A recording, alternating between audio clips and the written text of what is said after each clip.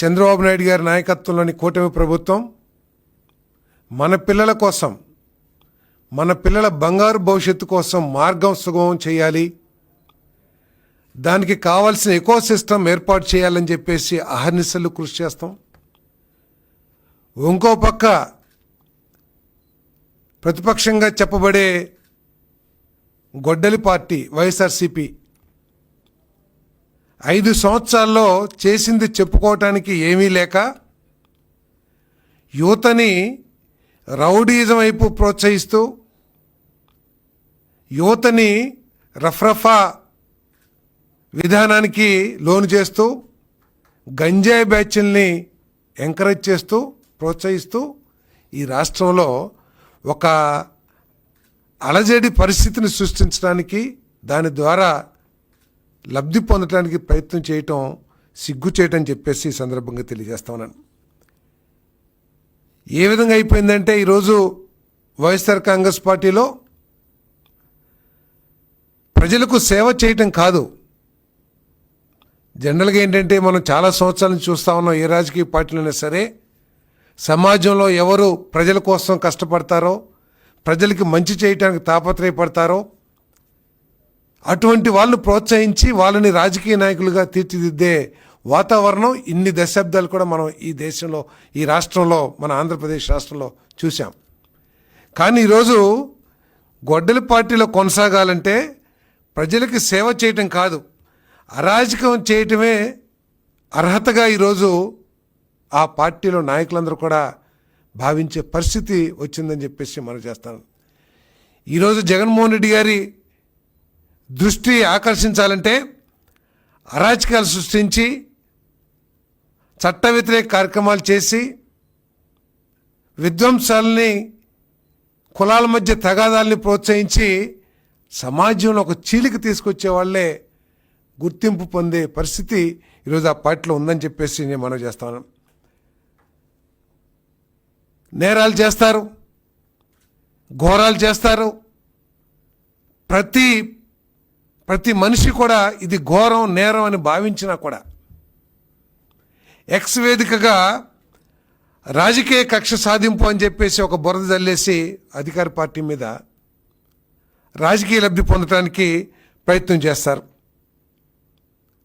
అసలు అక్కడ ఏం జరిగింది, అది కరెక్టా కాదా అని వివక్షత లేకోకుండా, విచక్షణ జ్ఞానం లేకోకుండా, మన పార్టీ వాడు ఏం చేసినా సరే అది ఒప్పే అని చెప్పేసే విధంగా ఎక్స్ వేదికగా చేసుకుని రాజకీయ కక్ష అని చెప్పేసి తప్పించుకోవటానికి, రాజకీయ కక్ష సాధింపు చేస్తున్నారని తప్పించుకోవడానికి ప్రయత్నం చేస్తున్నారని చెప్పేసి మనం చేస్తాం.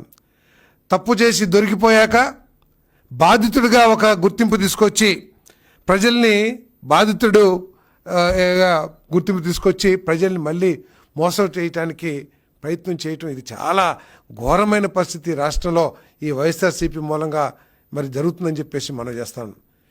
వాళ్ళు ఎన్ని డ్రామాలు వేసినా, ఎన్ని నాటకాలు వేసినా, ఎంతో అనుభవజ్ఞం కలిగిన చంద్రబాబు నాయుడు గారి నాయకత్వంలో ఇటువంటి అరాచక శక్తుల్ని కోకటి వేళ్లతో పెకిలించి వేస్తా, చట్టం తన పని తాను చేసుకుపోతుందని చెప్పేసి కూడా ఈ సందర్భంగా తెలియజేస్తూ, మొన్న శ్రీకాకుళం జిల్లాలో ఒక అలజడి, అంటే ఈ పార్టీకి రోజు ఏదో ఒక అలజడి వాతావరణం ఉంటే కానీ ఆయన నిద్రపోడేమో అనిపిస్తూ ఉంది. మొన్న ఒక పేదవాడు, నిరుపేదవాడు, గొర్రెల కాపరి, ప్రపంచంలో దేశాలన్నీ కూడా సగటు వయసును ఏ విధంగా పెంచాలి అని చెప్పేసి రీసెర్చ్ అంతా జరుగుతూ ఉంటే, కొన్ని దేశాల్లో 80 సంవత్సరాలు లైఫ్ స్పాన్ ఉంది, కొన్ని దేశాల్లో 70 సంవత్సరాలు ఉంది. దీన్ని ఇంకా ఏ విధంగా పెంచాలని చెప్పేసి ప్రతి ఒక్కళ్ళు రీసెర్చ్ చేస్తూ ఉంటే, ఇక్కడ మాత్రం జగన్మోహన్ రెడ్డి గారికి పేదవాడు 44 సంవత్సరాలు బతికితే చాలు, 44 సంవత్సరాలకు చనిపోతే ఏమైపోయింది అనే భావన ప్రకటించాడంటే ఆ వ్యక్తి యొక్క మానసిక పరిస్థితి ఏమిటి, ఆలోచన పరిస్థితి ఏమిటో కూడా ఒకసారి ఆలోచించామని చెప్పేసి మనం చేస్తాం. ఆ నాయకుడికి పేదవాడి ప్రాణం పట్ల ఉన్న విలువ ఏంటో కూడా ఈ రాష్ట్రంలోని పేదవాళ్ళందరూ కూడా ఆలోచించాలని చెప్పేసి కూడా నేను మనం చేస్తాను.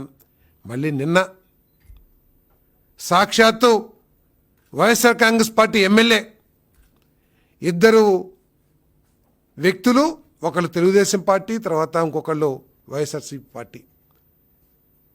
వైఎస్ఆర్సీపీ శాసనసభ్యుడు అక్కడ చేస్తున్న అక్రమ క్వారీయింగ్కి సంబంధించి టెలిఫోన్లో ఒక వివాదం జరిగితే